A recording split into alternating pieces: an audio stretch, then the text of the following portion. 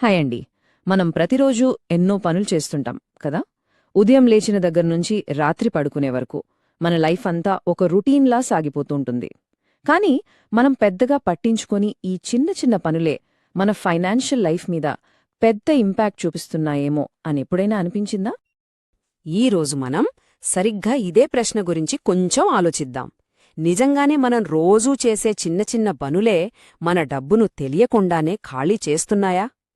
చూడండి, ఇక్కడ ఎవ్వరినీ తప్పుబట్టాలని కాదు, జస్ట్ మన అలవాట్లను మనమొకసారి అర్థం చేసుకుందాం అంతే, సరేనా?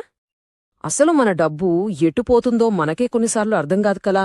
నెల జీతం వచ్చినట్టే వస్తుంది, కొద్ది రోజులకే అకౌంట్లో చూస్తే బ్యాలెన్స్ ఉండదు. దీని కారణం మనం చేసే పెద్ద పెద్ద ఖర్చులే అనుకుంటాం.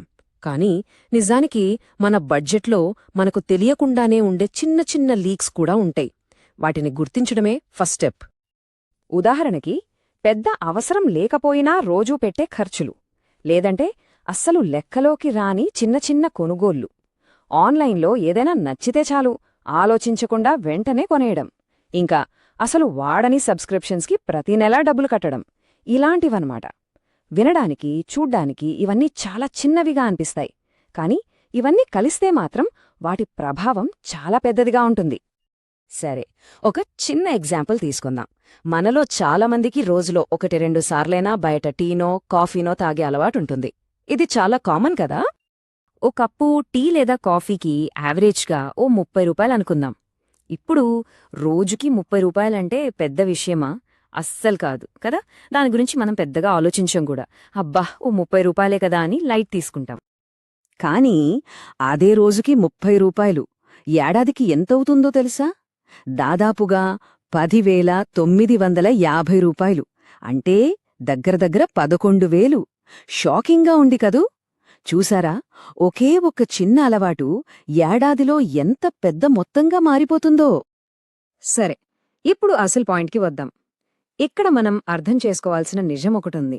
మన ఫైనాన్షియల్ ప్రాబ్లమ్స్కి కారణం మనం ఎప్పుడో ఒకసారి చేసే ఏదో ఒక పెద్ద తప్పు కాదు. అసలు సమస్య వేరే చోట ఉంది.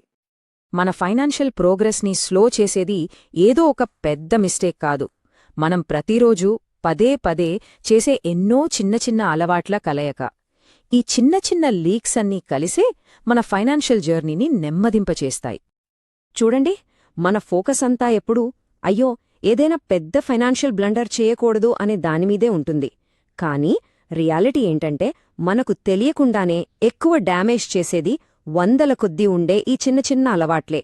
ఒకటి మన దారికి అడ్డంగా ఉన్న పెద్ద బండరాయి లాంటిదైతే, ఇవన్నీ కలిసి ఒక పెద్ద వరదలా మారే చిన్న చిన్న వానచినుకుల్లాంటివన్నమాట. మరి దీనికి సొల్యూషన్ ఏంటి? ఈ మార్పు ఎలా తీసుకురావాలి అని ఆలోచిస్తున్నారా? సమాధానం చాలా సింపుల్. మొదటి అడుగు జస్ట్ గమనించడం. ఏ మార్పు మొదలవ్వాలన్నా ఈ ఒక్క చిన్న యాక్షన్తోనే స్టార్ట్ అవుతుంది. ఈ దారిలో వెళ్లడానికి ఒక 3 సింపుల్ స్టెప్స్ ఉన్నాయి. ఫస్ట్, గమనించడం. మిమ్మల్ని మీరు జడ్జ్ చేసుకోకుండా మీ డబ్బు ఎటు వెళ్తుందో ఒక్కసారి చూడండి, అంతే. సెకండ్, యాక్సెప్ట్ చేయడం. అంటే మీరు చూసిన ప్యాటర్న్స్ని, అలవాట్లని నిజాయితీగా అంగీకరించడం. ఇక ఫైనల్గా మార్పు మొదలవుతుంది.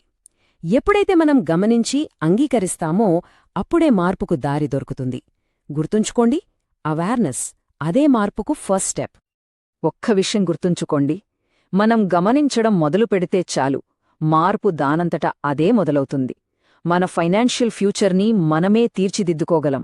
ఆ శక్తి మన చేతుల్లోనే, మన చిన్న చిన్న అలవాట్లలోనే ఉంది. ఈ ఆలోచన మీ అందరికీ ఉపయోగపడిందని ఆశిస్తున్నాను.